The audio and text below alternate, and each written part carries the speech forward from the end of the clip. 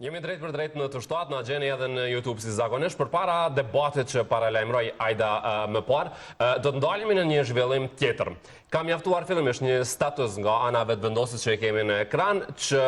kryeministri shqiptar Edi Rama të shpërthej ndaj vetëvendosjes dhe ndaj Albin Kurtit në deklarata shumë të forta, vetëm një ditë përpara protestës që do të mbahet në Tiranë për ishkrerjet e UÇK-s në mbështetjet e ishkrerjeve që ndodhen në Hag, duke kërkuar drejtësi. Ne fillimisht do të nisim nga aty ku ka nisur Ajda, nga statusi i vetëvendosjes. Lëvizjes vetëvendosje, të cilët thanë se lëvizja vetëvendosje qëndron në krah të gjithë qytetarëve që protestojnë e kërkojnë drejtësi për ishkrerjet e ushtrisë shqiptare të Kosovës në Tiranë. Qëndrimi për gjykatën speciale mbetet i pandryshuar. Kujtojmë se gjykata speciale nuk erdhi vetvetio, por nisi në vitin 2008 nga një rezolutë e propozuar në Këshillin e Evropës nga kryesuesi deputetëve të Federatës Ruse në Asamblenë Parlamentare të Këshillit të Evropës, Konstantin Kosaçev, por që u miratua si rezolutë me propozim të senatorit Dick Marty në vitin 2011.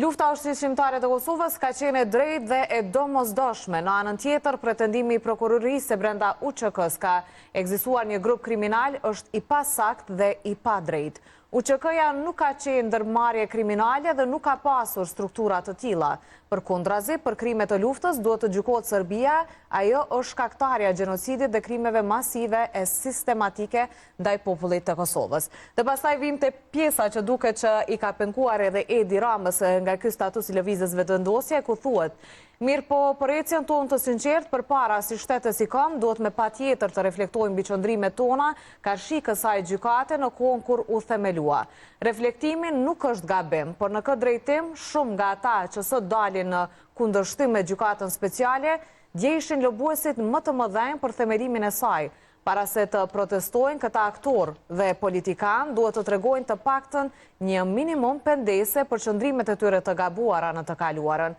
Një shembull i qartë është edhe vetë kryeministri aktual i Shqipërisë, Edi Rama, i cili madje kishte ardhur në Kosovë në vizitë emergjente me helikopter për të bindur palët këto që të votonin pro themelimin të kësaj gjykate.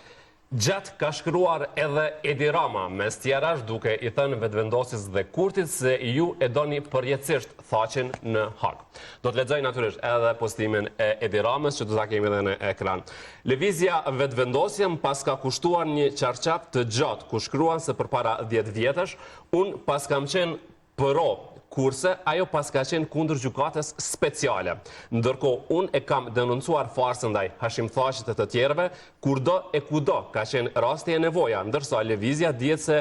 s'ka lëvizur në atë drejtim. Por unë s'jam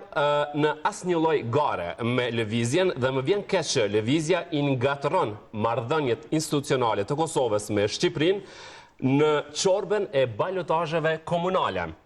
Ndërsa për qëndrimet e para 10 vjetëve, kur ajo nuk njete as himnin e Kosovës e jo me pafajësinë e Hashim Thaqit, të cilin do ta donte përjetësisht në Hag. I kujtoj lëvizjes se gjykata speciale u ngrit për trafikun e organeve, jo për të marrë peng presidentin e Republikës së Kosovës. Dhe e fundit, unë as nuk jam organizator e as nuk jam falës i protestës gjithkombëtare drejtësi për çlirimtarët, të cilën fakt e mbështes me gjithë zemër e do t'i bashkohesha si pjesëmarrës i thjesht nëse nuk do të isha i vetëdijshëm se çdo politizim me dashje ose jo i asaj nisme do të dëmtonte qëllimin dhe popularitetin e saj. Ka shkruar Rama me 2 flamujt dhe zamnën në mes. Ne dje kemi pasur një diskutim të gjatë për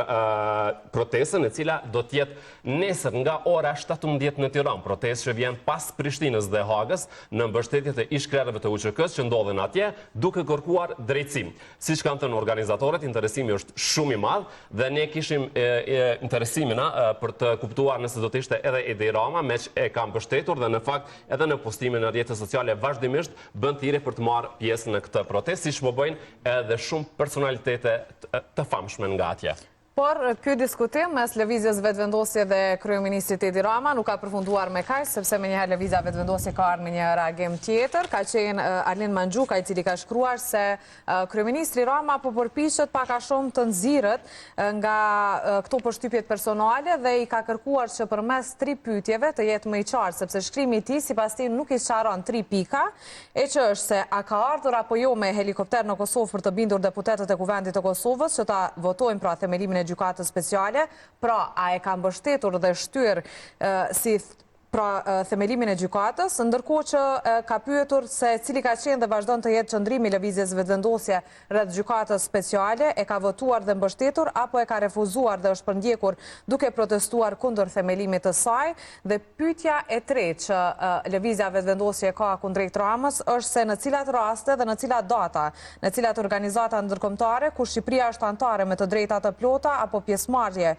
ka në takimet zyrtare, Rama ka ngritur shqetësimet e tij rreth padrejtësisë që po i bëhet Kosovës në Hag. Kur i ka ngrit këto shqetësime në OKB, kur në Këshillin e Evropës, kur në OSBE dhe kur në NATO, është pyetja e fundit, ndërkohë që ka thënë se të tjerat shkrimet të Ramës janë vetëm për konsum personal e madje as për konsum të brendshëm politik. Duket që ky debat verbal do të vazhdojë me syre, kujtojmë në fakt që Edi Rama, kjo deklaratë e Edi Ramës, ky shkrim realisht, vjen pas një kohe të gjatë sepse ka refuzuar që të flasë për këtë çështje, por edhe për raportin me Kurtin, dhe ne i lexuam gjitha ato pra se si ka nisur dhe si po vazhdojnë, meq pat edhe një kundër reagim ndaj deklaratës Ramës.